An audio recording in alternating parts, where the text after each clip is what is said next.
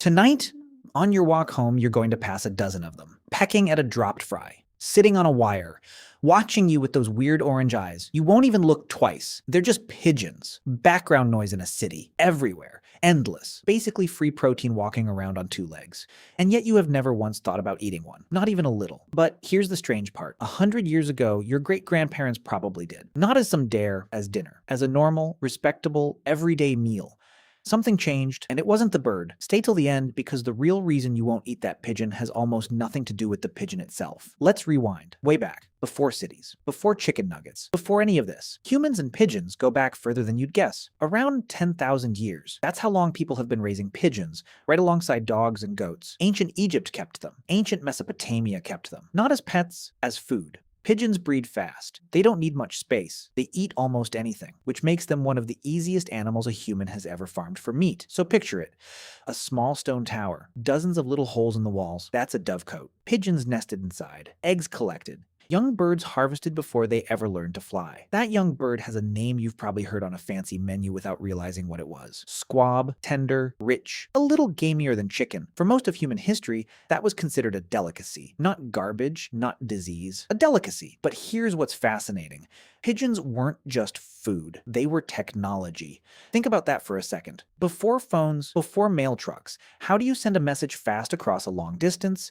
You use a bird that always knows how to fly home. The ancient Greeks used pigeons to carry Olympic results to nearby towns. That's the 8th century BC, a living Wi-Fi signal with feathers. Centuries later, emperors collected them like art. One ruler in the 1500s reportedly kept 10,000 show pigeons. 10,000, just to look at.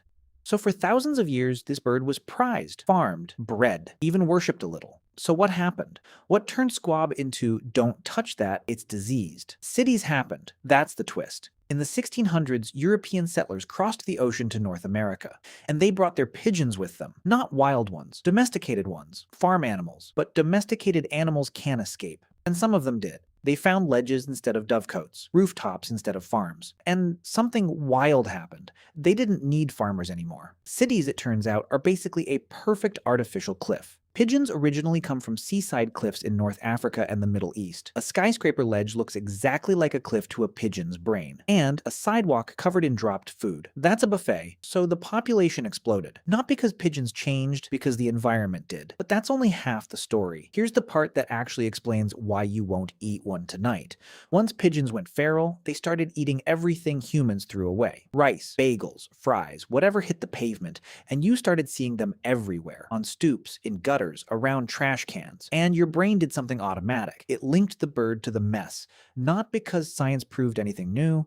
No study came out saying pigeons were suddenly dangerous. No outbreak, no warning label.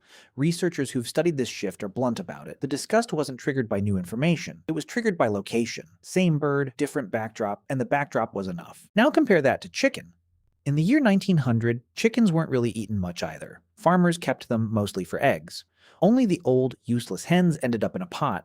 But then something huge happened. Industrial poultry farming exploded in the 20th century. Suddenly, chicken was cheap, clean-looking, wrapped in plastic, raised somewhere you never had to see. Out of sight, out of mind.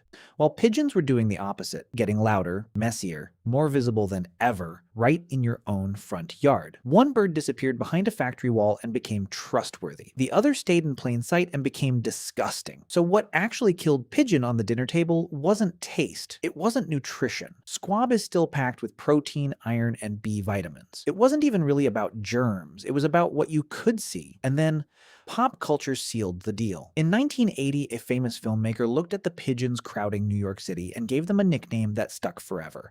Flying rats. 2 words. That's all it took. Suddenly, a bird that fed emperors was lumped in with sewer vermin. Even though rats and pigeons have almost nothing in common biologically. The image just worked. It spread. And once an animal gets branded disgusting in your head, that feeling doesn't need new evidence to survive. It just needs to never be questioned. Here's where it gets almost unsettling. City pigeons genuinely aren't a great idea to eat. Not because pigeon meat itself is bad, but because of where these particular birds have been. Rooftops with old paint, ledges coated in years of grime. Whatever pollutants happen to be floating around in that block of the city. A farm-raised squab, fed clean grain in a controlled space, is a completely different animal from a pigeon that's been living off a dumpster behind a pizza shop. Same species, totally different risk, but your brain doesn't separate those two categories. It just sees pigeon and files the whole idea under gross. And weirdly, some people never stopped drawing that line. In certain cities today, feral pigeons are officially classified as pests, which means residents are legally allowed to catch and eat them. A small number of people actually do it. They talk about brining them, frying them, cooking them low and slow like any other small game bird. And almost every single time, they say the same thing. It tastes good. Really good. Restaurants that still serve squab, usually upscale French or Chinese kitchens, aren't lying to you either. This bird never lost its flavor. It only lost its reputation. So here's the real answer to the question you clicked on. Cities aren't full of pigeons because the bird is disgusting. Cities are full of pigeons because they're incredibly good at surviving around humans. That's it. That's the whole story. You've been trained your entire life to feel a flicker of you at an animal that used to be considered elegant enough for a king's table. Nobody sat you down and taught you that. No one showed you a study. You just absorbed it from where you saw the bird standing, on a curb instead of a farm, next to a trash can instead of on a plate. And that's the part that should actually bother you a little. It means your sense of what's clean and what's dirty, what's food and what's filth isn't as fixed as it feels. It's not really about the animal at all. It's about the story you were handed, without ever agreeing to it. The pigeon didn't change. Somewhere along the way, we just decided to stop looking at it the same way. And the next time you walk past one on the sidewalk, pecking at a fry you dropped, remember, a few centuries ago, in a different backdrop, that exact same bird would have been dinner.